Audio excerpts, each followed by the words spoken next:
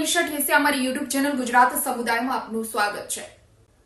ગુજરાતની ભાજપ સરકારના રાજમાં ખેડૂતોની મુશ્કેલી ઓછું થવાનું નામ નથી લઈ રહી। આવું કહેવું અતિશયોક્તિ ભરેલું નહીં રહે, કારણ કે ખેડૂતોને એક સાંધેતા તેર તૂટે તેવી પરિસ્થિતિ વારંવાર સર્જાયા જ કરે છે। એક તરફ કુદરતી આફતોના તો ફટકા ઉપર ફટકા પડે જ છે, પછી કમોસમી વરસાદને લઈ હોય કે પછી વાતાવરણમાં બદલાવ હોય, માવઠું હોય કે પછી અતિવૃષ્ટિ એટલે કે વધારે પડતો વરસાદ, આવા ફટકા કુદરતી રીતે તો જે પડે છે એ તો ખેડૂતો સહન કરે જ છે। સરકારના ક્યાંક અણધડ વહીવટના કારણે પણ ખેડૂતોને હેરાન થવાનો વારો આવતો હોય છે। આ વર્ષે મોટા ભાગે યુરિયા ખાતરની અછત મોટાભાગના વિસ્તારોમાં વારંવાર સર્જાય છે। કેમ સરકાર તરફથી પૂરતા પ્રમાણમાં ખેડૂતો સુધી યુરિયા ખાતર નથી પહોંચાડવામાં આવતું?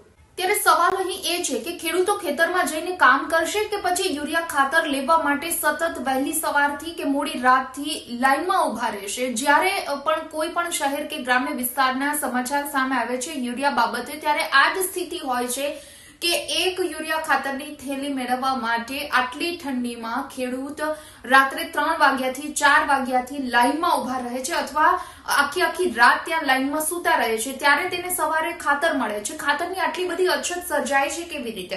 સમાચાર જે ઉનાથી મળ્યા, ઉના તાલુકાના ગ્રામ્ય અને શહેરી વિસ્તારમાં યુરિયા ખાતરની ભારે અછત વર્તાઈ રહી છે। એક તરફ ખેડૂતોએ મોંઘી દવા અને બિયારણો નાખી અને વાવેતર કર્યા છે, અને હવે આ શિયાળુ પાકના વાવેતર થયા બાદ જ્યારે યુરિયા ખાતરની જરૂર ખેડૂતોને છે ત્યારે યુરિયા ખાતરની અછત ઊભી થઈ છે। પૂરતા પ્રમાણમાં ખેડૂતોને યુરિયા ખાતર મળતું જ નથી। કેટલા સમય લાઈનમાં ઉભા રહેશે ખેડૂતો? ત્યારે ઉનામાંથી જે સમાચાર સામે આવ્યા કે યુરિયા ખાતરનો ટ્રક આવતા ખેડૂતો પૂરતા પ્રમાણમાં યુરિયા ખાતર મેળવવા માટે મોટી લાઈનોમાં ઉભા રહેલા જોવા મળ્યા। પોતપોતાના વાહન લઈ યુરિયા ખાતર લેવા માટે પડાપડી કરી રહ્યા હતા, કારણ કે જ્યારે જથ્થો આવે છે ત્યારે જ ખાતર મળે છે અને એ સિવાય ખેડૂતોને ખાતર નથી મળતું। એટલે જ્યારે પણ ખાતરનો જથ્થો આવે એટલે કે ખાતરનો ટ્રક આવે ત્યારે ખેડૂતો પોતાના માટે ખાતર લેવા માટે પડાપડી કરતા હોય છે, લાંબી લાઈનોમાં ઉભા રહેતા હોય છે, હેરાન થતા હોય છે।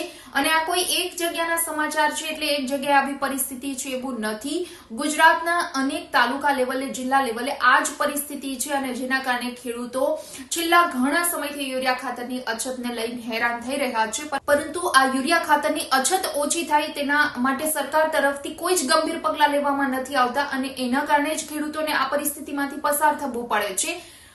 ખાતરની અછત એટલી બધી છે કે ખૂબ લાંબા સમયે ગાડી આવે છે, અને જેના કારણે જાહેર માર્ગો પર લાંબી વાહનો સાથે ખેડૂતોની લાઈનો જોવા મળી અને ખેડૂતોમાં પડાપડી જોવા મળી। તો યુરિયા ખાતરમાં ડેપો માલિકનું એમ પણ જણાવવાનું હતું કે હાલ યુરિયા ખાતરની ભારે જરૂરિયાત ઊભી થઈ છે। ખેડૂતોમાં યુરિયા ખાતર લેવા માટે પડાપડી થાય છે, અને બીજી તરફ ઉપરથી જથ્થો પૂરતા પ્રમાણમાં આવતો નથી। ખૂબ લાંબા સમયે ટ્રક આવે છે, અને જેના કારણે ખેડૂતો આ રીતે લાંબી લાઈનોમાં ઉભા રહે છે કે ખાતર લેવા માટે પડાપડી કરે છે। હાલ તો તમામ ખેડૂતોને પૂરતા પ્રમાણમાં ખાતર મળી રહે તેવી વ્યવસ્થા કરવામાં આવી રહી છે, અને આધાર કાર્ડમાં ફિંગરપ્રિન્ટ લઈ અને એ પ્રમાણે ખેડૂતોને ખાતર આપવાની વ્યવસ્થા થાય તેવું ડેપો માલિક દ્વારા જણાવવામાં આવ્યું હતું। પરંતુ સવાલ અહીં એ છે કે વારંવાર આ પરિસ્થિતિ સર્જાયા જ કરે છે, એટલે ખેડૂતો પહોંચશે તો કેટલી જગ્યાએ પહોંચશે? કુદરતી આફતની સામે લડતો ખેડૂત હવે સરકારની સામે આ જ બાબતે લડ્યા કરશે કે પૂરતા પ્રમાણમાં તેને ખાતર મળે। ખાતર ના મળે તો શિયાળુ પાકનું જે વાવેતર થયું છે તેનું ઉત્પાદન ઓછું આવે અને એ ફટકો પણ ખેડૂતોએ સહન કરવાનો। ઉત્પાદન આવશે તો તે જણસીના ભાવ યોગ્ય નહીં મળે ત્યારે પણ ફટકો ખેડૂતોએ સહન કરવાનો। એટલે સરવાળે ખેડૂતો હેરાન થઈ રહ્યા છે। સરકારના ધ્યાને આ બાબત આવે તો ખેડૂતોને થોડી રાહત થાય તેવી શક્યતા છે। વિડીયો પસંદ આવ્યો હોય તો લાઈક એન્ડ શેર કરવાનું ભૂલશો નહીં, અને ખાસ અમારી ચેનલ ગુજરાત સમુદાયને આપ સબસ્ક્રાઇબ કરી લેશો। આવતીકાલે કોઈ નવા વિડીયો પર ચર્ચા કરીશું।